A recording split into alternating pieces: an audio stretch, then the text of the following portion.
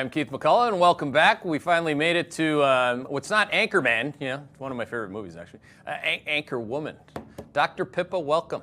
We appreciate you bringing it home.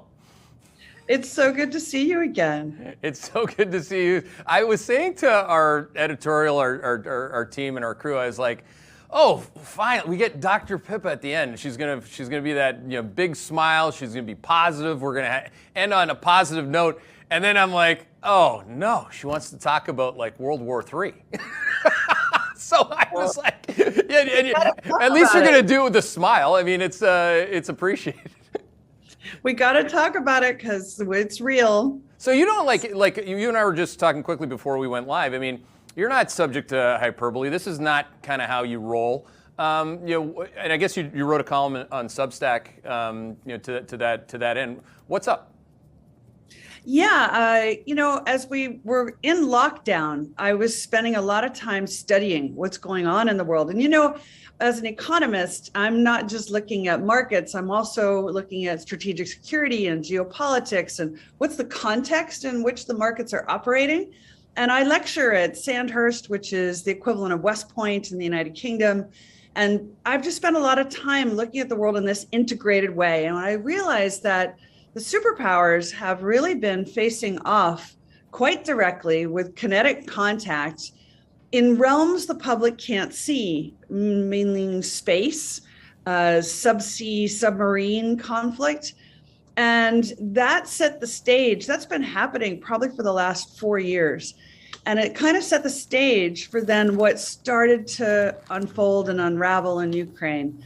And I realized people don't understand the broader context, and I need to explain so that the markets can properly comprehend what's really going on. And that's what I'd really like to talk to you about today. It's a tough subject, but it is literally moving market prices as we speak. So it's crucial to understand what's really happening versus what you think is happening. Yeah, and I like how you, as you always do, in a very coherent way, you categorize the different wars that we're in. So this is seemingly a multidimensional or fractal in nature is how it would be. So to me, this is going to be really interesting. So maybe let's start with the one that everybody I've talked to has an opinion on, which is inflation.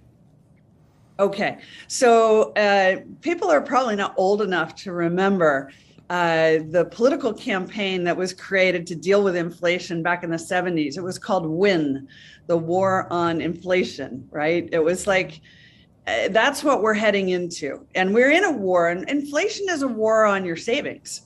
It is definitely a way of taking your capital from you. And that's one reason governments like to encourage it. And that's where we are. And I wrote a book in 2015 explaining all the reasons why inflation was going to come back. And it's gone up ever since that time. I think people think that it just started with COVID, but the inflation numbers were already rising, and the other signals like shrinkflation that I like to talk about, which is where you open your box of cereal in the morning and it costs the same, but there's less and less cereal every darn time.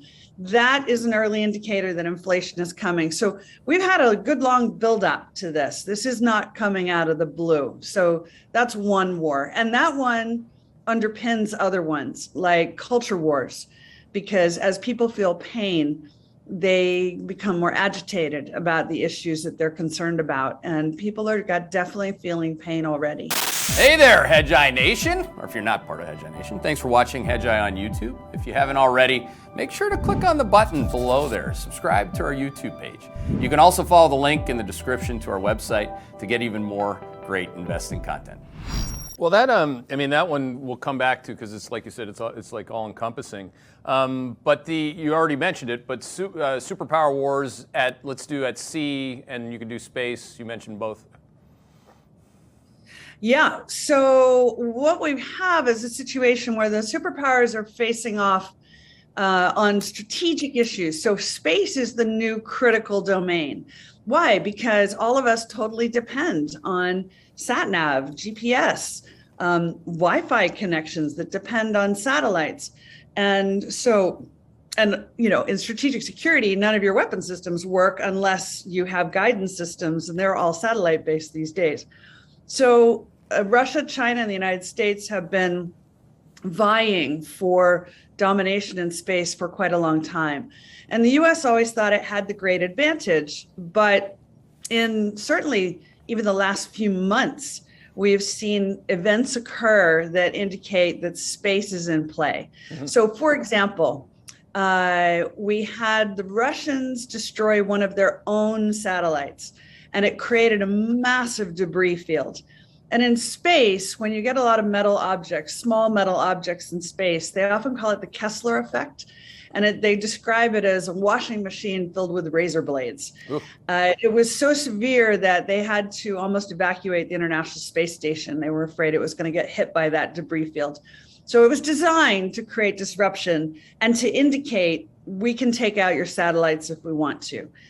Then the Chinese launched a satellite almost at the same time, which is specifically designed to remove space debris. But unfortunately, the Chinese define space debris to include American satellites, that is debris. And so one of their satellites has an arm on it, like a robotic arm. And I've worked in the robotics field. It's almost like Pac-Man in space. And what they did was they grabbed one of their own satellites and then hurled it out of its orbit into what they call the dead zone, which is so far out into space that it's completely not operational any longer. And that too was sent as a threat that we can come grab your satellites, hurl them into outer space, and they simply won't work for you anymore. So that double threat created a kind of a sense of fear and a context. And then let me just describe one final event, which I think was the event historians are going to look back and say, this was the beginning of the war. And that was, again, back in January, when the world's fastest internet cable was cut. Now, that cable is on a tiny, tiny little island in the northern part of Norway. In fact, it's above the Arctic Circle. It's called Svalbard. And Svalbard has Spalsat, which is literally the point at which every satellite that's less than 500 miles high connects to the communication system. Really? And so if you take out that cable, you literally lose all those satellites. So to put it really bluntly, it's like no more Uber Eats, right? Your GPS stops, all of this stops functioning. It's a double cable. And what happened was it was cut in two places 4 kilometers apart, and then the middle was missing. So you couldn't say, well, it hit a rock or something. It was a deliberate act, and it's pretty clear that what happened, according to the Norwegian police, is one of the oligarchs' ships was placed over where the cables were, while official government submarines cut the cables underneath so it couldn't be viewed from a satellite. So the British Chief of Defense Staff, the newly appointed Chief of the Defense Staff, publicly said at the time, this could be construed as an act of war, which meant it was construed as an act of war. And ever since then, everything has been accelerating. So this is important, again, the context in which Ukraine is happening. It's much larger than just Ukraine that we need to be paying attention to. Well, on that, I mean, Ukraine, Russia, China, can you put where do you put them? Where do you put the Russians, the Chinese, and the USA is obviously we're a large, I shouldn't say the majority of our audience. We have a global audience, but how do you want to talk about that? Sure. So most people, you look at a map and you see Ukraine and you say that's where the war is. But we should understand, how does Putin see this? What he sees is he draws the line from the Arctic, which he has repeatedly called the Mecca of resources. And that now makes more sense in light of what's happening to resources prices, which he has deliberately provoked. Mm-hmm. Then that line comes down through the Barents Sea and basically into St. Petersburg, all the way to Kaliningrad, which of course is a Russian exclave, and now very much a point of interest because the Russians have been moving nuclear weapons into Kaliningrad, which is a stone's throw from Britain, from France, from Poland, from the Baltic states. Mm-hmm. And then the line continues down through what they call the Suwalki Gap, which is the 64-kilometer gap between Kaliningrad and Belarus. And Belarus, of course, is also flipped into being aligned with the Russians and talking about moving nuclear weapons into Belarus. So the Sulwaki Gap has been considered the most vulnerable point for NATO for many decades. But no one imagined that the Russians would actually try to take control of this space. But now we start to see the Russians focused on this area. And if they get it, bottom line is that surrounds the Baltic states and leaves them without the ability to really move or maneuver, because the Northern Fleet Russia has above them, and below them would be controlled principally by Russia as well. So this is a huge event potentially, and one reason everyone's watching troop movements towards the border of Finland, towards the borders of the Baltic states, and paying close attention to the behavior of the Northern Fleet, even though these places are far away from Ukraine. Then you carry on this line south, you go around Ukraine and into Ukraine. But keep in mind, then you start to hit the other exclaves. Mm-hmm. And these are places people have forgotten about. It's like Abkhazia and South Ossetia and Transnistria. All these are just like Donetsk and Luhansk. They're all Russian territories, but they're very tiny. So then we keep going, Odessa, and then, which is why Odessa is a potential attack site.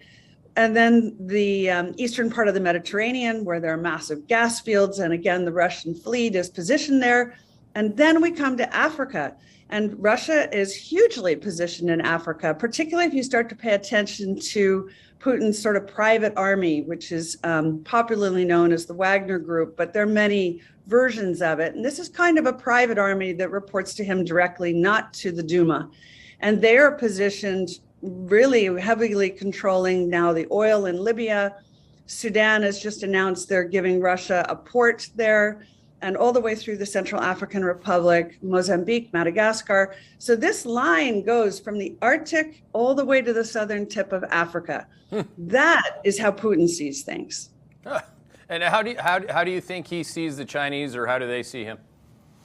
Well, I honestly, not to be too light about it, but humor always helps in these situations. It's literally like two guys in a bar.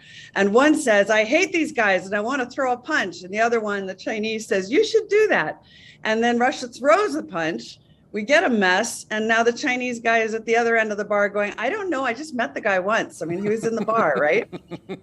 There's a distancing that's occurred. But let's be clear, China got many valuable things out of these events. By Russia throwing the punch, China got to see what are the reaction times in the West, how do we make decisions, what is the public response to these kinds of events. This is massive intelligence for them, especially given their potential designs on not just Taiwan, but the South China Sea as well. Yep. And the two definitely are still collaborating, particularly in the parts of the domain we can't see. So again, space, cyberspace, and also below the surface of the seas, where we're seeing a lot of submarine events between these superpowers as they come kind of more nose to nose with each other over time. Well, when you talk about lines that have already been violated, I mean, South China Sea is a very good example. I mean, and I had Kyle Bass on, prior to you, and I asked him the very basic question: do you think that this gives China or expedites China's window of opportunity in Taiwan or in that region? And he's like, well, if they do, we're not going to do anything other than what we did here with the Ukraine, meaning America. Like, he just didn't see us talking about the war at sea, putting American lives on the water or in the game. What do you think about that? And by the way, he thinks that China, sorry to interrupt, but he thinks that China, his answer explicitly was within a year, he thinks that China will indeed take Taiwan. So a few things. I don't actually think China needs to, quote, take Taiwan militarily. And let's remember, most of the middle class in Taiwan owes their livelihood to mainland China. The number of people who are pro-democracy there, as in would really fight for that, diminishes every day as the Chinese, makes them wealthier. Mm-hmm. The second thing is Chinese military strategy is very clear. It's the old adage, the best way to win a war is without spilling any blood, and you just get your opponent to do what you want without having to engage in a fight. And I think that is their approach, and that they play a very long game, and they can wait till they get a leader in Taiwan that is not so hawkish and hardline. And that takes me to the bigger context as well. The leader in South Korea until recently was replaced by the new president. The previous president was trying to negotiate a peace deal between North Korea and South Korea. Mm-hmm. And China basically said, we'll pay for the cost of managing North Korea.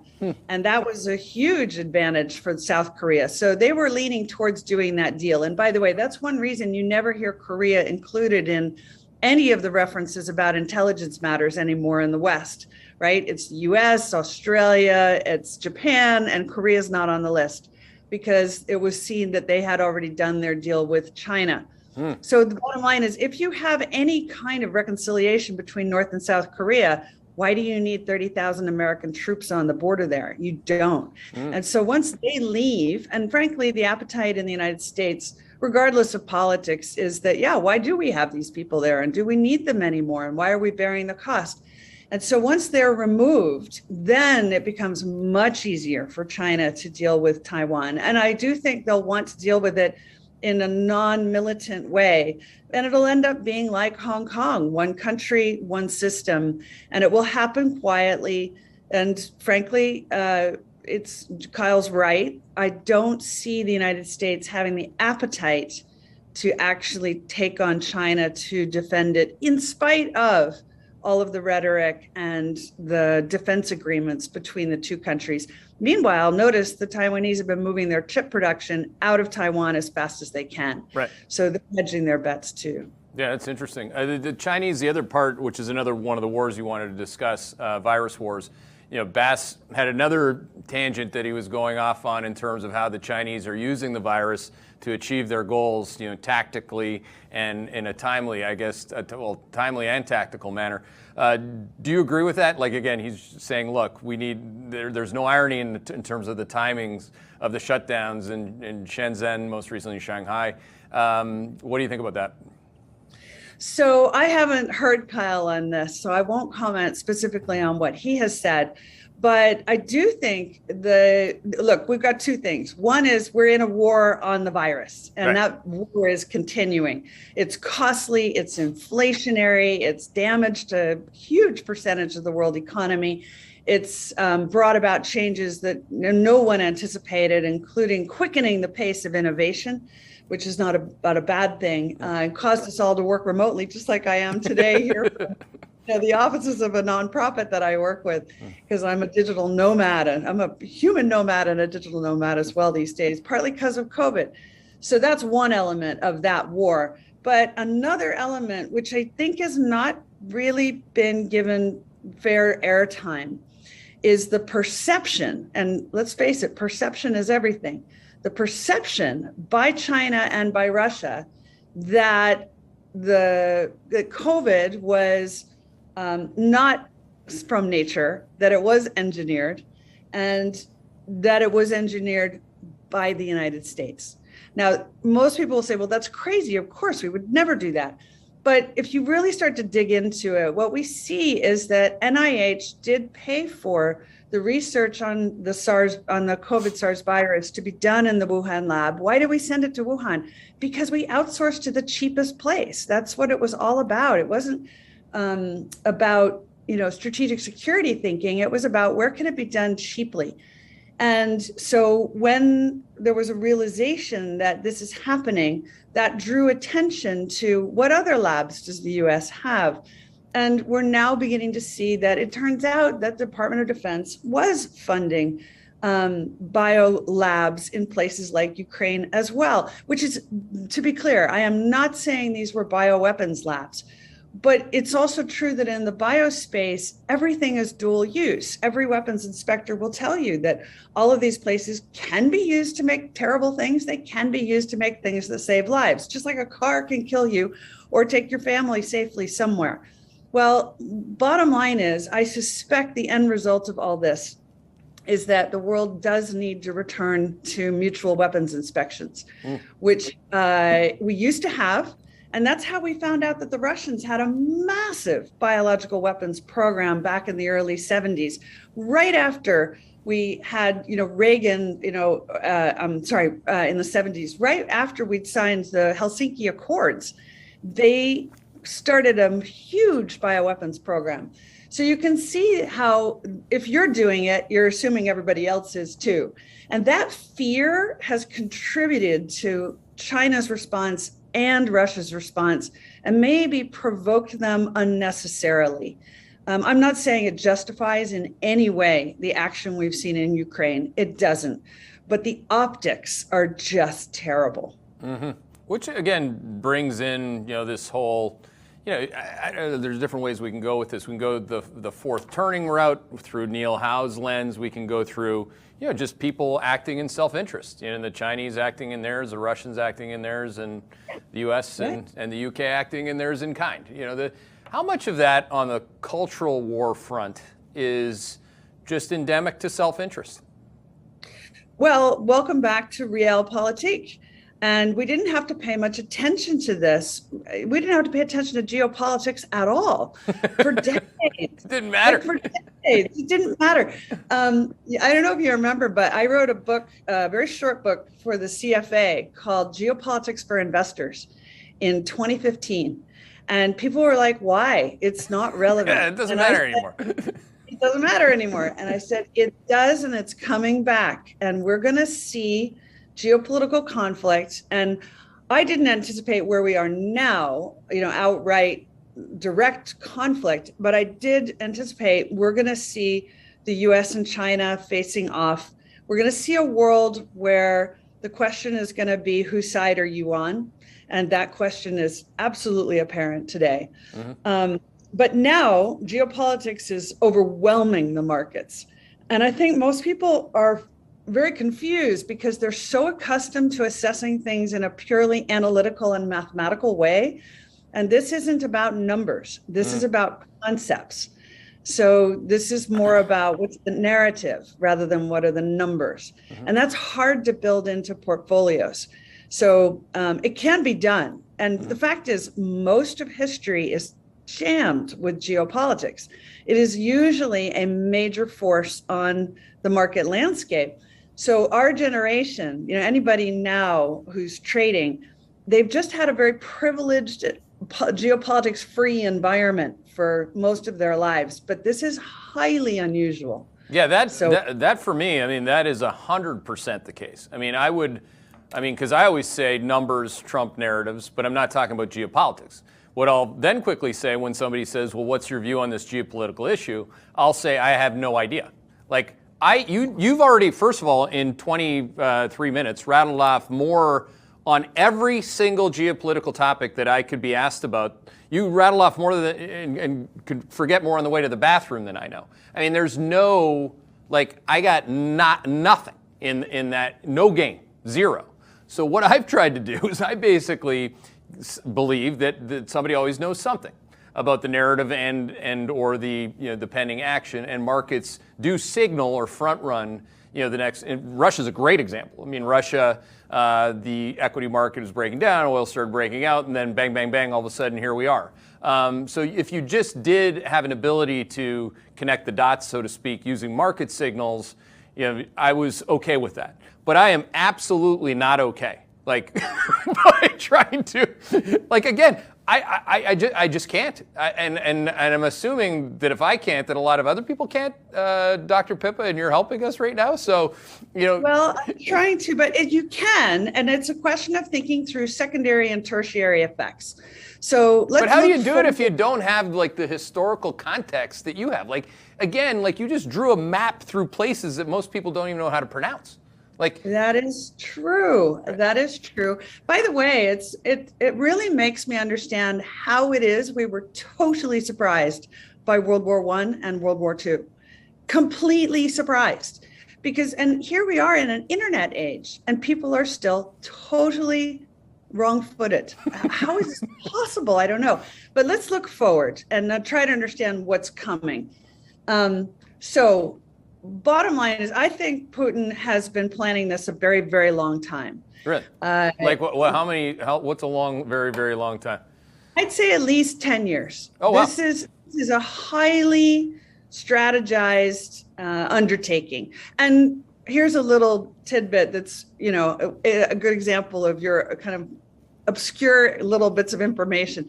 His idol is Peter the Great. And Peter the Great was born exactly 350 years ago. This is the anniversary of his birthday. Yeah. And so you kind of knew 2022 he was going to do something, but you didn't know exactly what.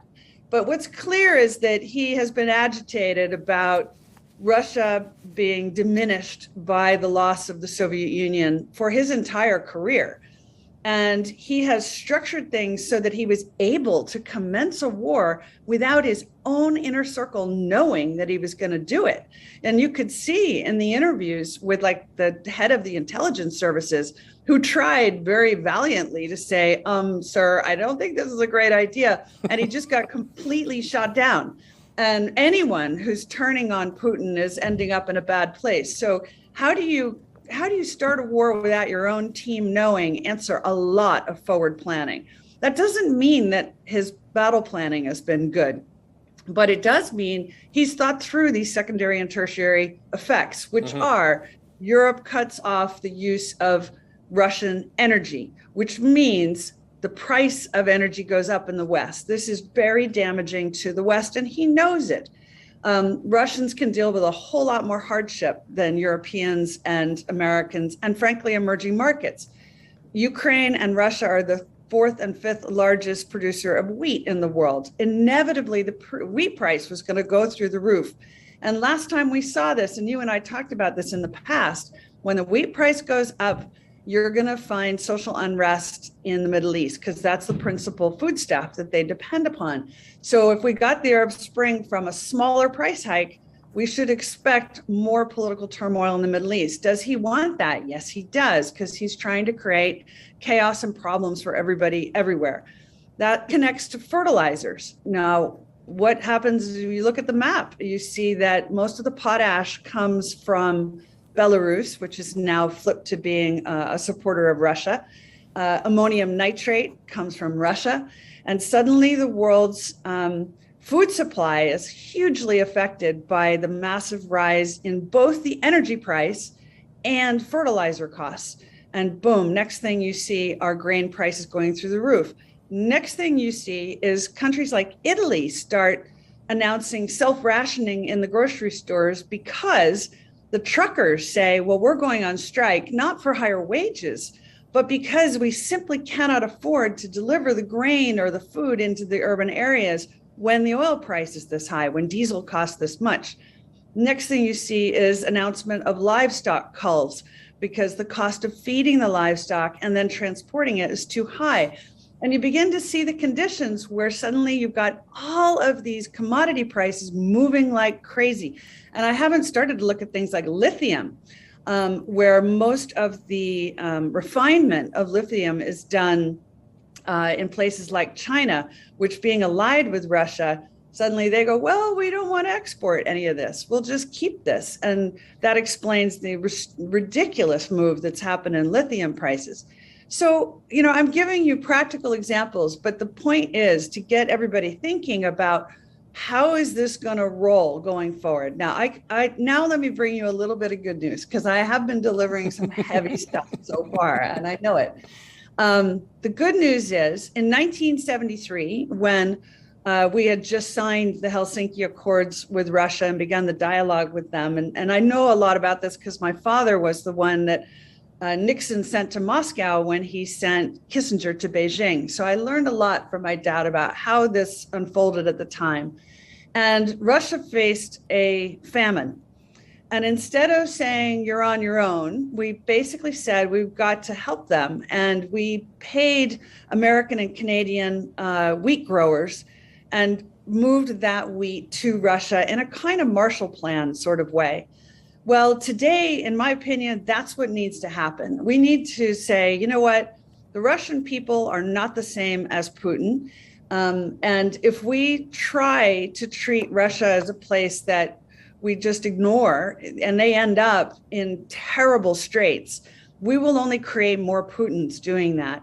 The right answer is to do what we did in 1973. We should be paying the farmers in Canada, Australia, the United States, anywhere where they can grow and produce, and take whatever excess is available and send it to the parts of the world that are going to be profoundly damaged otherwise. And that will include Africa and emerging markets, and it will probably include parts of Europe as well. And it may be that Putin has sown the seeds for the conditions of a famine in Russia itself, in which case we should help them. We should think like George Marshall and produce a Marshall Plan to save the people who practically have been held hostage by a leader who's made decisions that I think most Russians would never support.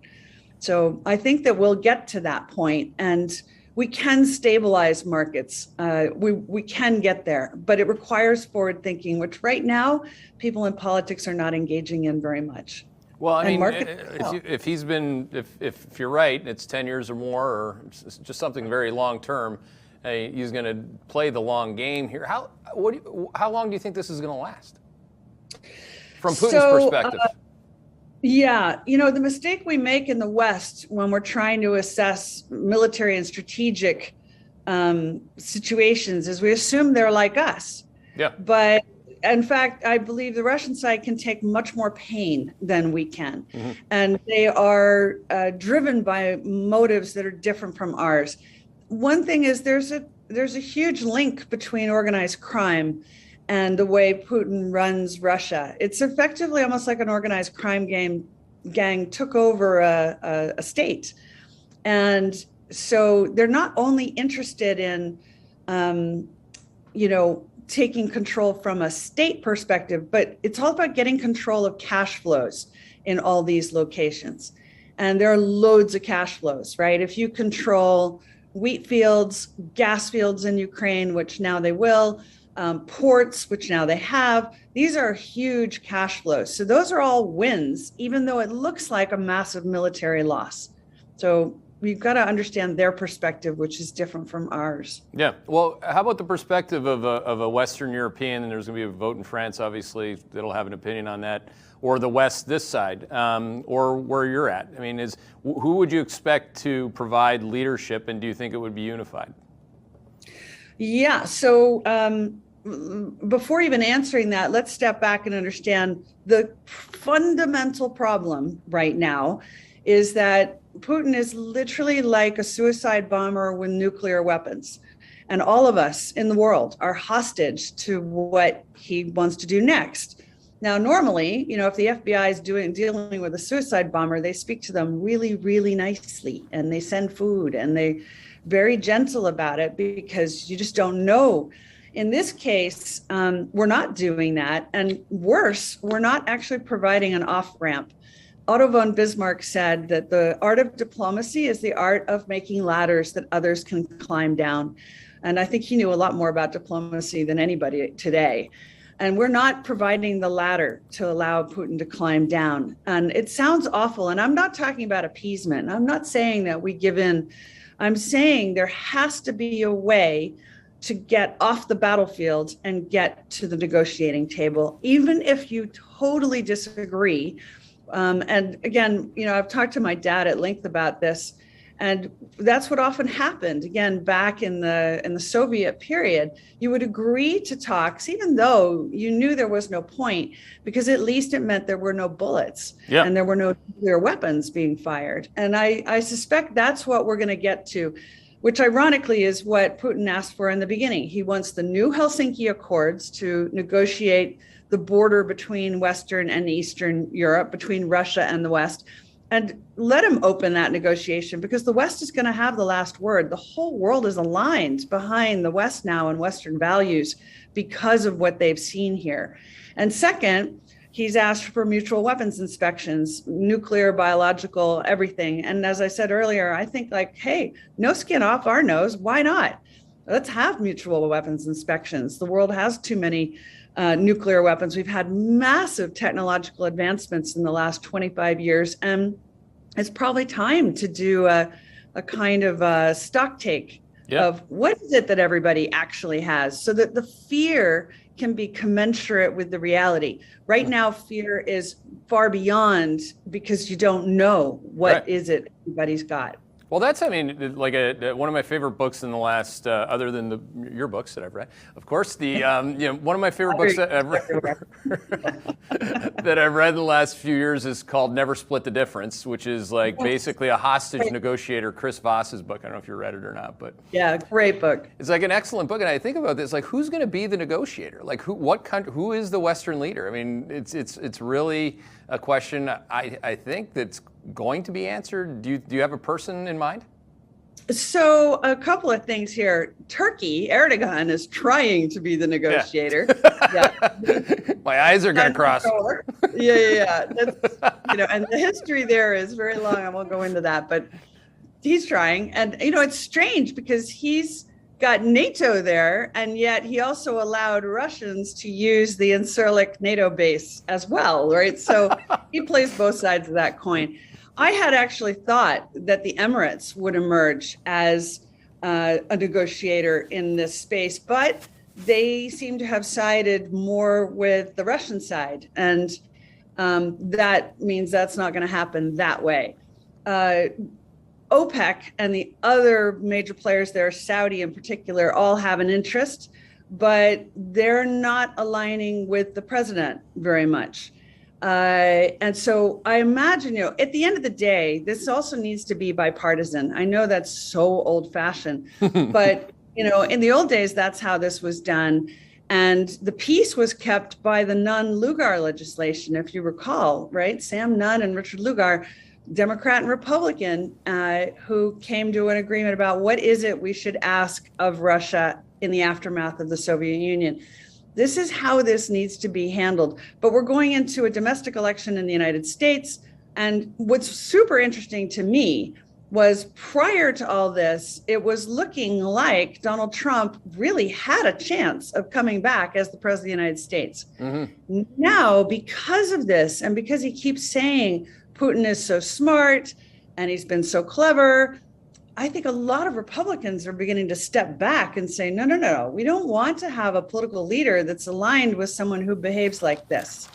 So this is going to change the landscape of the next election in the United States. And so I can't answer your question, but I can say we need to have someone who's going to go talk nicely and get this guy off the battlefield. Yeah, I mean, that's what I was trying to get at. I just figured that there wasn't an answer yet. The market certainly doesn't. Markets, global macro markets don't believe that there's an answer. I guess I have 10 minutes left to ask other people's questions, if that's cool.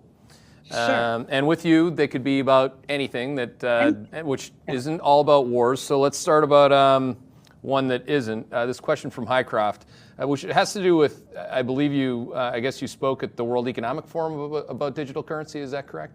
I spoke about at the World Government Summit, and I know what the question is already because what I said went viral. So I'd love to talk about that. Okay, let me. Why don't you proactively predict the question, because you know the narrative, and I'll tell you if that's the question.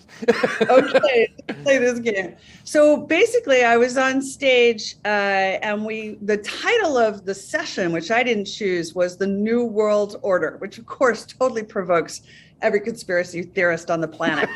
And I said, look, we're about to see governments launch CBDC, sovereign digital currency. And then I did a comma and I said, and we're going to need a Bill of Human Rights. We're going to need protections because this so profoundly changes the balance of power between citizens and states in favor of the state. And therefore, yes, it's coming, but we need to do some work before it's put in place. What went viral is former White House advisor says sovereign digital money, CBDC, is coming, which meant people thought I was totally aligned with the World Economic Forum. But it's not where I am. My view is that CBDC is effectively a surveillance system designed to look like money. And some aspects of that surveillance are potentially very damaging in a democracy. Some aspects of that surveillance could be beneficial, like, for example, anything that renders the US federal government balance sheet more transparent, which this would, is maybe a good thing, because that's the end of pork barrel politics. But of course, nobody thinks about it that way. They just think it's going to be your balance sheet that's transparent, not the government's. But I think it's going to be both. So did I answer? Yeah, you nailed it. So you're definitely trending on that. You know, when you go viral, the topics are big ones. On that, like, I have my own question on this too, which is, and it gets back to Putin. What is the end game? A lot of people think, or have brought it up most recently because he started to introduce, what is the price in rubles per gram of gold, try to link to gold. You have the digital currency argument, which you just got us into, but it's all within the lens of, particularly from Putin's perspective, I assume, in terms of debasing the US dollar as the world's reserve currency and starting to gain some economic power that way. I mean, what do you think about that, just for starters, the gold currency, or the link to gold in particular? Yeah, well, this is another reason I say this has been planned for a long time. Yeah. Picked a moment when we were at record low interest rates, record high debt, had just withdrawn from Afghanistan in a way that indicated we had little appetite for a fight, massive vulnerability, right? All exposed at once. And yeah, his strategy is basically Bitcoin for our friends and rubles for our enemies. And what that does is creates a world where the dollar isn't necessarily the anchor for commodity prices any longer. When China starts to say, we'll pay rubles for oil and wheat, this changes the dependency on the US dollar. And it's another reason, I think, that we're going to see governments introduce digital versions of their currency, because it changes the landscape in ways that people haven't thought about. Like, for example, once we get the digital dollar, which is clearly coming, right? The MIT, JP Morgan proof of concept is well underway, and that's going to be the anchor of what's used. This is a world where you can double or have the money supply with a keystroke. This is a world where you can airdrop money into everybody's mobile phone should you need to. It's a world where taxation gets done automatically at points of transaction rather than through filing returns. It brings modernization in many, many ways. But Putin's view is that if we're going to go to that, the world's going to go to whoever has the gold. Mm-hmm. That I'm not sure is going to prove, it's like, okay, maybe the Russians have gold, but they have a lot of other qualities that are not so investable. By the way, let me just say very quickly, what's really important is our decision to not recognize Russia's reserve holdings. And I totally get, if you're not going to play nicely in the sandbox, then you shouldn't deserve to get your money back. But on the other hand, let's be clear, that sent a hell of a message to the Chinese. And they've been the principal supporter of the fact that we in the West, particularly the US, spend more than we earn. And without that money, we're going to have to tighten the belt. So that was Putin's intention, to force us to tighten our belt. Now, is that such a bad thing? Maybe we do need to tighten the belt. We have had no discipline on this for decades. Mm-hmm. Is this a nice way to have the discipline introduced? No, it isn't. Is it going to be painful? Yes, it is. But is it necessary? Yeah, for both because we need it and because he's inflicting it and China's inflicting it. That's an excellent answer. I've asked plenty of people that very same question, and you gave a distinct and distinguished answer. So thank you for that. This question's, this is an all-encompassing question. It's from a Canadian, so I'm going to give him some airtime, from Whitby, Ontario. Stephen from Whitby, Ontario. And Pippa, how would you position yourself to protect and grow your assets in this kind of a geopolitical environment going forward that is unbeknownst to most? It's a very basic question, but I think it's a complicated one to answer. Yeah, it is a very complicated one to answer. Well, let me address certain pieces. So I get asked a lot, what do I do about inflation? And my first answer, which is the most serious answer, I think, is this is a time to invest in yourself. That is the best inflation hedge, because if you can improve your own skill sets, and you can be more valuable to others. That means more cash flow to you. It's not to be underestimated how important this is, particularly because we're at a moment in history where there's radical technological change. Like, I know a ton of people who are in traditional finance who won't pay any attention to the world of DeFi. And they're like, oh, it's all, a scam and a hoax. And I'm like, you know what? It's technological innovation. And yes, some of it won't last, but a lot of it will. And if you don't understand it, you won't be able to work in the financial markets in not many years. So even if you don't like it, you need to learn it and understand it. So that's number one. Everyone needs to invest in really strengthening their personal skill sets. Second of all of the old assumptions aren't going to work anymore. Like, if interest rates go up, then, the currency rises. Yeah, not always. Or if inflation happens, then fill in the blank. Equities do well or equities do poorly. I could make the case that brands with huge consumer coherence, great brands, they do well in inflation, and they're a great inflation hedge. Equities generally not so well in inflation. I'd go into things like, if you get what I'm talking about in the world of geopolitics, then you need to really focus on defense spending. Now, where is defense spending going? It's not like the old days where it went on aircraft carriers. The new defense spending is on computational capability, things like quantum computing. Now, I would be trying to learn a lot about quantum computing and massive computational power, paying attention to companies that provide that to the market. And by the way, some of these are going to be startups. And I think the future that all of this has created is one in which startups are much more important for an investor than ever before. Mm-hmm. And big companies are no longer having innovation departments. They're just hiring the startups to do the work and then acquiring them.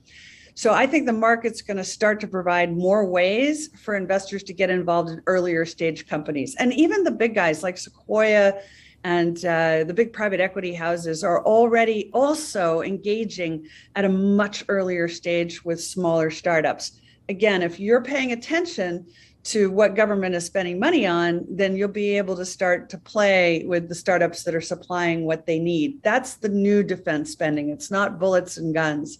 It's computational power. So those are just a few examples of what I think are ways to think about the future. Those are great examples, and just the overarching idea of investing in yourself. I mean, this to me is like it's a great challenge at the same time, because I'm all for self-education, empowering yourself. Don't go off with some kind of a tip or whatever the hell it is. That wasn't your answer. But at the same time, we're entering this geopolitical space where you have to a degree, trust officialdom will protect you, because you can know everything you want and protect your own assets and your own asses as much as you want. But if you have somebody in officialdom who's just not doing anything for you, there's still a big gap there to fill. What do you think about that? The gaps in officialdom are everywhere. I mean, the trust is at an all-time low on any single agency that regulates or dominates or articulates. We just had plenty of people go through that in the last 3 days. Mm-hmm. So, like, you're kind of like fighting against your own officialdom, but you need your officialdom to fight for you against Putin. Basic example. Well put. My last 2 books were on leadership and why we're having so many leadership failures. And this is all about the trust gap and why is it that we have a trust gap? A lot of it has to do with people in leadership positions who are not understanding this new world of radical transparency. So they think that they can say one thing and do another and nobody will notice. I don't know how they could think this. And maybe the best market example is, how is it these board members of the Federal Reserve thought that they could be like trading on their own account with such insider information, like the ultimate insider information, and that's what no one would notice? And I know a lot of these people, at one stage, because of the job I had in the White House, I was asked, would I like to be considered to be on the board of the Fed? And I declined, mainly because, I just thought it's actually quite a boring job. And most of the time. And also, you can't say what you think, right? All you can do is say the party line, which is, you know me well enough to know I'm not really going to be great at that. That's definitely not the job for you, Dr. Pippa. So I know these guys. Were they sitting there going, oh, I can get away with this? Or was it kind of sloppy, lazy, not thinking about it? I suspect it was more the latter, but it doesn't matter. It has deteriorated trust in the Federal Reserve. And this trust gap gets ever wider. So no, people don't feel they can trust. And this is a big driver of the movement into crypto. And I don't think that movement is going to slow down. I actually think it's going to speed up. I personally see a fork in the road coming, which is once the government starts to regulate it, which it will, partly because they're confiscating so much of it now, right? Like the first big confiscation was $4 billion US worth of Bitcoin. You're not going to say it's worth nothing. You're going to say, well, we need to use this. So you have to regulate it. But the fork in the road is going to be clean crypto and dirty crypto. And clean is where you'll have full know your customer, anti-money laundering, zero anonymity. And the other is dirty, where you don't know who is it that's transacting. And one government will allow, and the other, they'll just be arresting people. Now, again, I add, to be clear, we're going to need a digital bill of human rights, because this inability to spend, give the next door neighbor, $20 for a babysitting evening, because it's all recorded, and that creates all kinds of information flows about you that are used to make decisions about you. This is really important, and we've got to think that part through. But basically, yeah, I think this is what we're heading to, and the trust gap will be fixed by greater transparency and the realization by leaders that if they're not authentic, and if what they say doesn't match what they do, they're going to get caught out every time. I'm all for that. I mean, it could be ugly. Like you said, this could be ugly geopolitically. It could be ugly locally. It could be ugly wherever somebody's just not being transparent and accountable or trustworthy. I mean, that's the most important thing. And, just let it happen. Just get it over with. And unfortunately, I have to get it over with this conversation because we're out of time. But again, thank you so much. I mean, I really don't know how many people can make you think about that many things. And again, whether you're right or wrong doesn't matter to me. It's did you make me think about something that I didn't think about before? And it's just like the whole time, Pippa. It's just the whole time. And I do think that we need that. We need to have we need to have a North Star out there that you can trust, first of all, because no one's going to listen to you unless they trust you, and allow yourself to be free and kind of uncertain about what it is that the answer could be, but still have somebody have a geopolitical North Star in this environment that we've already entered in a world that's got very few North Stars. So thank you for being our, thank you. our North Star. Thank you so much. And let's not leave it so long next time. Yeah, now I know we need to have you on like as frequently as possible. So thank you. Thank you so much. Appreciate it. Isn't she awesome? I mean, and to all of you that, many of you have actually, put up with listening to me, which I don't know if it is always awesome, but try my best to learn. Actually, that was the most important thing. If I'm learning, hopefully other people are too. For 9 conversations, you have all different types of minds and processes and, potential conclusions and questions. And that's how the game is, right? People who promise you certainty are lying to you. Okay, people who promise that they'll be open and honest and transparent, accountable, and be comfortable being uncertain, I think that's being honest. Okay, so thanks from all of us for tuning in, and we'll see you next time.